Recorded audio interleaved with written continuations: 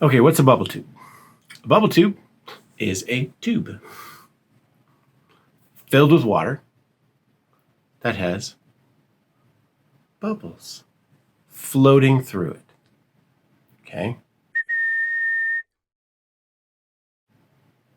As I understand it, there are only two options for a bubble tube. One, how big is it? Two, does it have lights? That's it. How big is it? Does it have lights? As far as that's pretty much everything that I've seen. Now, what are the benefits of a bubble tube? The benefits are it can chill your ass out. You got chilled the up. Now, why? Why does it chill you out? How does it work? Magic. No. It is a complicated neurological process in which your visual stimuli, the bubbles, kind of moving at random intervals and in inexplicable patterns and things like that, kind of throws your visual sensory system off enough to make your vestibular system feel a little bit maladjusted, and for some reason, this chills you out. Don't quote me on that. It was way over my head. So, who does it work for? Well, all I know is that if I take my son, and he's at like a 10 out of 10, like Hulk mode, ready to go, nutso on the flying mosasaurs or whatever. Okay, then we don't have, he's not going to be down to it's not going to bring him down to a 0, okay? But if I got him at a 7, I can get him to a 2 in like 5 minutes. Okay? And then if I watch it, it chills me out. And I can't fight it. I am like helpless to not calm down at the hands of the bubble tube. Given that this is some sort of miracle device and it works with magical powers that are absolutely beyond simpletons like myself, how do I get one? Well, I will tell you this. They are really flipping expensive. I don't know why, but for what it is, I just feel like it shouldn't be that expensive. Some of these things, especially if you want a big one, they can run you thousands of dollars. Like mortgage your house to be able to get a better bubble tube kind of situation. I've just been thinking to myself, this needs to be more accessible. Anybody could use this. It's really valuable. It doesn't seem that complicated. I think I can build this. I can probably build it pretty cheap. But the question is, how cheap?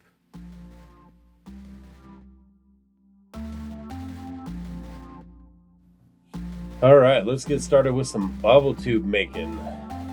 These are 1 7/8 inch vinyl tubes that I got at Home Depot. They're 2 feet long, and we're gonna put a 2-inch PVC cap on the end, on one end, and glue it down with just some black PVC goo that I wiped all over my finger like an idiot. Now we're hooked up the bubble tube to just a fish bubbler right there. All that is just a straight air tube going in, but those bubbles are way too big. And we don't want to have to go to the expense of having to buy fish bubbler parts. If you put all the different pieces together here and buy them all, this thing can get pretty expensive pretty quick. So what I'm going to do here is I'm taking 1/4 inch drip irrigation line. I've plugged the end of it and I'm stabbing it with a little tiny needle. And I'm dead serious, you want to use a small needle. You want small holes because small bubbles are going to give you that effect, that neurologic effect that you want from one of these bubble tubes. So we're going to shove this tube. All we're going to do is just take the line, shove it down into the water, and see if we get the right kind of bubbles. Those first bubbles were not going to work for us. They were way too big. And I'll be danged, those are some beautiful bubbles. That is exactly the kind of bubble action that we want when we're doing one of these bubble tubes. So now that we know how we can do that, we're going to take the bubble tubes, the vinyl tubes that have the PVC cap glued on the end of them, and those are watertight now. We've actually already checked them for water tightness, and we're going to drill in a 1/4 inch hole into the end of them through the PVC cap and through the vinyl tube. Now we're going to take some yarn or string or whatever you've got around, and we're going to tie it to the end of just some fairly rigid wire. And then we're going to take the other end of that wire that's not tied to the yarn, and we're going to shove it down into about 2-3 feet of that 1/4 inch irrigation line. And then we're going to take the other end of the string that is not attached to the wire, and we're going to start shoving it down through that hole that we just drilled. This is a little bit funky, but just follow me. Trust me, we'll get there. Now, most people would just probably grab a friend and ask them to hold the end of the string, but apparently I don't have any friends, so I had to screw an eye-hole hook into my workbench and tie my string off because nobody likes me enough to hold the end of my string. Now this is a little bit screwy. It's going to take just a little bit to figure out how to do this the best way possible. We don't want that hole to be too big. We want this to be a watertight seal when we're done. So you want to keep that 1/4 inch hole pretty tight, and it's going to be a little bit difficult to get the 1/4 inch tubing up through it, but you're going to keep pushing until this thing goes all the way out the top of your clear vinyl tube by about 3-4 inches or so. It doesn't matter. You just got to get it out there a little bit, because once it's out there, we can cap the end of it and stick the needle into it to make our own little fish bubbler for each tube. So that's far enough. There's my needle. I'm using pliers because it just makes it a little bit easier to hold that needle. Once again, I'm not using a big fat needle. I want tiny holes, maybe like 15 or 20 of them. We're going to cap the end there, and then we're going to disconnect the wire, and we're going to pull that air tube with the little fish bubbler holes back to the bottom of our vinyl tube. We are going to put a little bit more of that black epoxy around the edge of that to seal it off, and we've got a bubble tube. Now we're going to go to the box that's going to hold the water tubes, and I am literally just taking scrap pieces of wood that I've got lying around here. We've got some dimensions and drawings and things like that that I made up after the fact. That at this point in the video, I'm just literally just putting stuff together. I haven't made a drawing or anything. I know that I want kind of a fat base. I want this thing to be able to stand up upright on its own. I also want it to be able to hang on a wall with a French cleat like you would some cabinets or something. So I made a little bit fatter base. We're going to connect everything with as light a material as we can. We want, I'm using here actually 1/4 inch MDF, which MDF isn't the greatest thing to use around water, but this is just kind of scraps that I had. And apparently the genius who's running the camera didn't turn it on there. So that was a magic cut that you just saw. So we've got kind of our fatter base pieces already cut, and now we're going to do the side pieces that are going to come up off of them. Now all of these are going to have like a 1/4 inch dado groove put into them, because the very back of the box that we're building to hold the bubble tubes is going to have the back is going to be 1/4 inch plywood or MDF, I'm not sure, whatever I've got lying around. So all I'm doing here is just taking the different pieces, and we're going to just run it through the table saw a couple of times. I'm just using a regular blade here, and I'm going to go through 2 or 3 times for each one, and you do the dado that way. I don't want to have to be bothered with putting in the whole dado stack for a little 1/4 inch groove or whatever. So we're going to cut grooves sideways, and we're also going to cut grooves vertically for these pieces, because we've got, the back has to go vertically, but we also want to slide in some like shelves, because on the very, very bottom of our box, we're going to have where the air bubbler goes, and then we're going to have the bases of the tubes, but we don't want like the ugly PVC caps showing. We would like to keep that stuff kind of behind closed doors, so to speak. What we really want to be the visual piece is just clear vinyl tubing with the bubbles and the lights going around it. So there's our back piece. We're just testing to make sure it slides into the side pieces that are going to go over the top of our base. It's starting to rain, which is always encouraging when you're working with MDF. But we've just got to kind of make sure that we're cutting everything the right height there. Cutting lots of little dados and all these little things. And if you want to know exactly how to do this, once again, we've got some plans that are provided. We've got a link in the video to our website where you can find all this stuff. So we're just going to be cutting grooves here every which way that we can. This will make a lot more sense here in a second once you see me put this together. But once again, like, this is scrap wood. Like, this is not, I'm not investing anything into this other than, a little bit of stuff that I bought at Home Depot. This is really not a complicated build, and I am trying to make it as cheap as possible. All right, so we're gonna cut up a couple of pieces here to actually hold the tubes themselves in place inside the frame. 2 of those 3 pieces that I just cut out are going to get circular cuts in them with a 2 1/4 inch hole saw. We're just measuring those out, making sure that they're evenly spaced. The holes that are the 2 1/4 inch holes are large enough for the clear part of the vinyl tube to get through, but not large enough for the white PVC cap to fall through. So this is actually going to hold those things in place pretty well.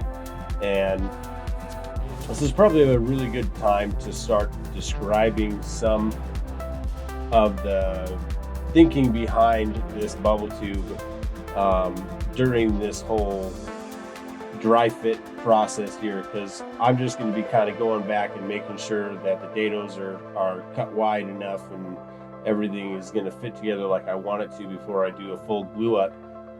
But the way these bubble tube works is through your visual stimuli, right? So it's supposed to stimulate your vision center and make you feel like the part of your brain that keeps you balanced and upright is kind of a little bit off. And all of this, the critical piece to this, it's all visual.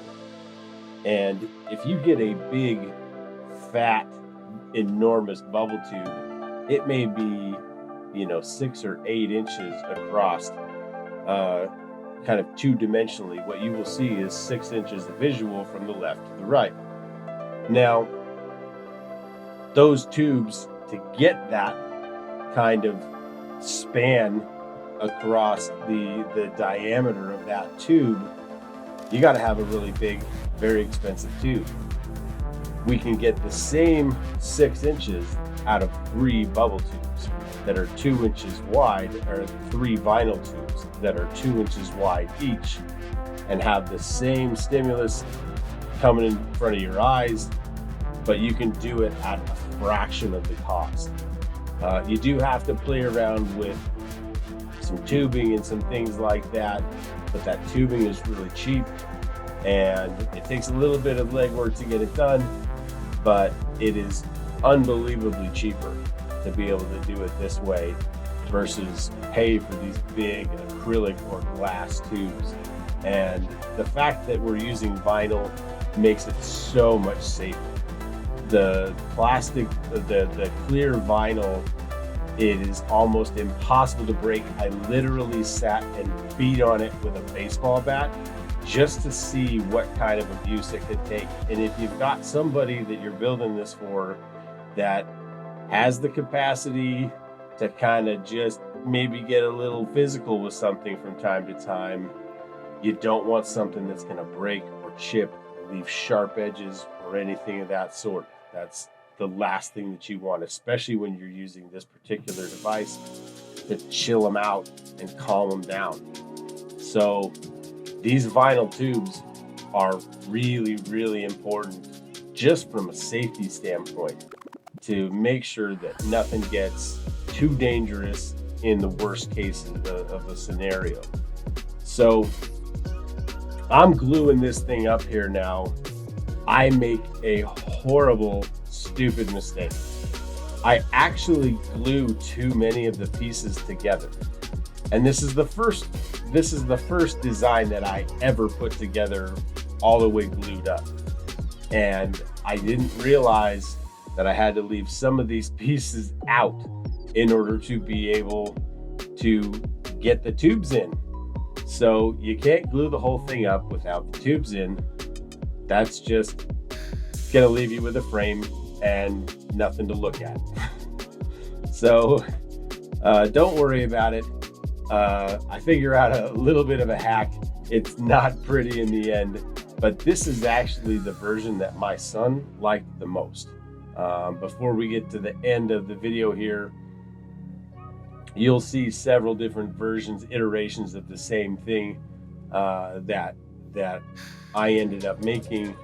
And with all the dados that we had to cut for this thing, it was really, I realized, on about my 400th cut, that there was a much more efficient way to do this. And we'll kind of get to that here in a second. I'll have a little bit of a reveal coming a little bit later in the video, but this is something that absolutely anybody can do. You don't have to have a lot of tools. You can do it with like a drill and a table saw or a chop saw. This really is something that ended up being just as simple as I thought it would be. But we notice here that as I'm trying to fit these side pieces on, there's a lighting component that has to go in to these devices. The water itself, that's great, and that does work.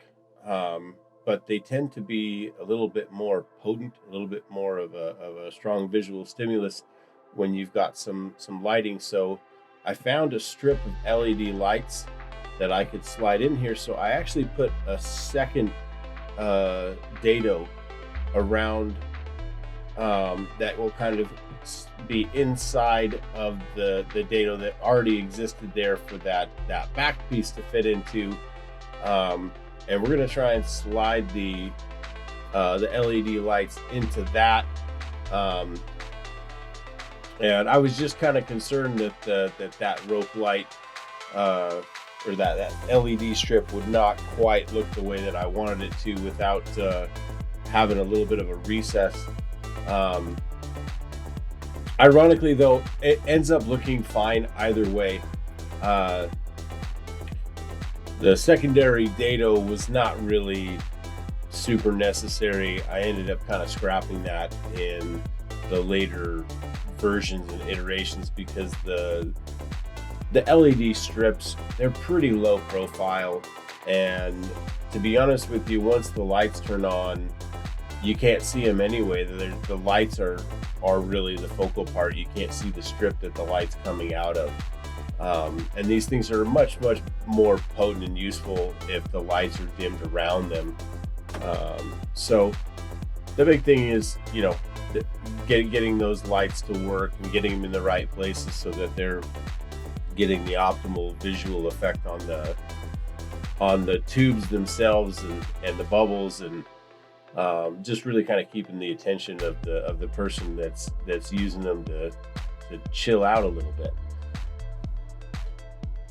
Now I'm gluing the sides down to the top of that base. This is not the ideal kind of joinery that I want to use to get these pieces together, but right now at this stage in this project, I'm just trying to kind of figure out, will this layout work?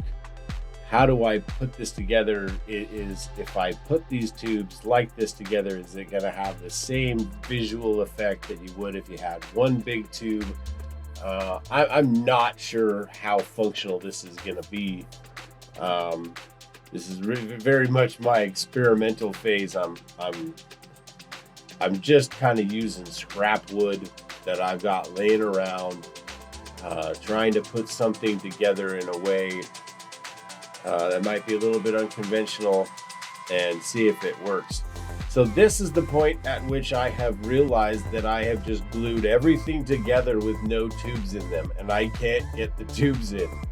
The part of the tube that is glued together with the caps on it is the bottom. It has to be the bottom. So I have to go in and cut out the base there with my jigsaw. I feel like the world's biggest idiot at this point. This is, but to be honest with you, welcome to life. I'm trying to build something. I'm trying to do something that I've never seen anybody else do. And if you end up doing a project to try and, benefit somebody that you care about, you're going to blow it up. You're going to screw up. You're going to do something dumb, and don't think for half of a second that other people aren't doing the same thing. So here's our big reveal. This was cut out by a CNC machine. Those grooves are perfectly aligned for a very, very easy assembly that I'm going to show you right now. So the fact that we have these side pieces cut and milled with a CNC machine makes this absolutely stupid proof to put through. We can assemble one of these things really fast now. It's really simple. It's not like I'm gonna light myself on fire trying to glue this thing up here, okay? Like, this is, if you can do like a plastic model car or airplane, you can put one of these things together in no time flat. The CNC has cut like all of the complexity out of this, and all you gotta do is know the order to be able to cut this stuff up, or to be able to glue this stuff up together in, so you don't do what I just did at the end of that last clip of video where I had to cut it all apart so I could put the tubes in. So I just wanted to show everybody what a full glue up looked like here, and the order and everything that you need to do everything in. So I've got the side pieces that have been milled by the CNC machine. Now the lines that are about to show up in red here are the grooves where we're going to put glue in the initial glue up. Just here, that's all we need to do. So that back, the long one in the back, that's going to be our back side. The one I'm putting right into that slot is our very, very bottom of the base. And I realized after a few versions here that the front of the base should be closed and the back should be open, because it will be sitting against the wall. These are all built to be hung on a wall with a simple French cleat. It's super, super easy to install, and it's super, super secure. So I'm sliding in the back panel there. That back panel comes down almost all the way down to the bottom, but stops just shy, 2-3 inches shy of the bottom, so that you can put in and pull out the air bubbler if you need to replace it, or the bubbler breaks or something like that, right? So that back panel is open, but for the front, it's not accessible. It's not something somebody can grab and mess with. And then that piece that goes in right there is actually where the base of the tubes will rest. And you can see kind of up by my right hand, there's a bunch of little holes that are drilled. This particular bubble tube setup, I'm not using the 2-inch tubes. I'm going to try and do it with like 1-inch vinyl tubes. I just want to see if these things will work, if it'll drive the cost down a little bit. The biggest expense of this entire project is those vinyl tubes. And if I can get the same effect with a cheaper tube, and instead of doing 3 of them, doing 5, I want to see if that'll work. So this particular version has just smaller tubes and more of them. And so we're gluing on that front piece there. We've glued on the place for the circular cuts to hold that tube in place on the top. We have not put in the bottom ones yet. We are going to slide in the bottom ones after the fact. So the bottom circular hole piece needs to be like one of the last things that you put in. So,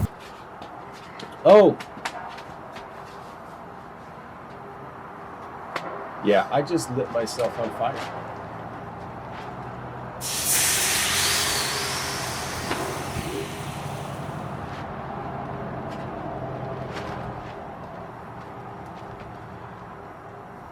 So it's really flipping cold outside, and I absolutely hate wearing pants. So for the sake of YouTube, I am trying to pull like the sportscaster move where I'm hiding that I'm wearing shorts underneath the table.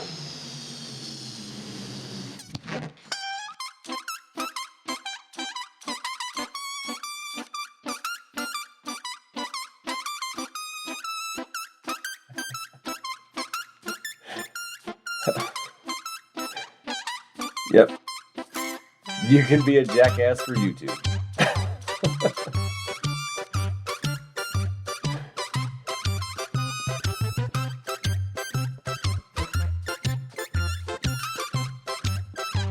By the way, thanks for the sound effects, everybody. That was really nice. Put the sound effects in that make me look like an idiot. And you could see my red leg there where I had just lit myself on fire. So yeah, if you have a heater outside, don't get your leg hairs too close to it, because apparently, you'll just go up into flames. So we're moving. This is a different bubble tube, same kind of a design as the one that I was just putting together, but that other one is drying, so we're going to come back to this one. These have the bigger tubes in it, but the process is still the same. We've got to cut some holes in the back for the air tubes to go from the bubble tubes and connect to the air hose and the air pump. This is 1/4-inch plywood. I'm trying really hard not to chip this stuff out, but man, I'm like a brute with this thing. I think I got way worse chip out than what I wanted on this one. And what I realized was you got to tape up both sides with a little bit of masking tape. And then you got to make sure that there's pressure on the back from just to put a scrap piece of wood underneath that while you drill through it. And the chip out is not that bad. The chip out on this one ended up really horrible because I had there's a gap back there. I think I had it actually on top of some styrofoam or something when I was trying to drill through, but it wasn't enough to just keep the wood from just chipping apart while I was doing that. So you can see here, we've got the tubes and the air tubes are in there, and you're going to kind of fumble around. It's a little bit fun to do that, but we're going to take that bottom piece that actually holds those tubes into place, and we're going to just slide it into one of those slots that was milled by the CNC. We've got another piece that slides right there in front, so you don't even see it. And on the newer versions, they won't have that front piece. That front piece will just be glued on. And this particular version was for somebody who was very, very helpful in getting all of this stuff put together. They had somebody that they cared about who could use a tool like this for their kid. And I wanted to put in a couple hardware pieces. So I put in some magnet tops and some things just to kind of make it a little bit nicer, a little bit more accessible. But you see the chip out there on that back panel is atrocious.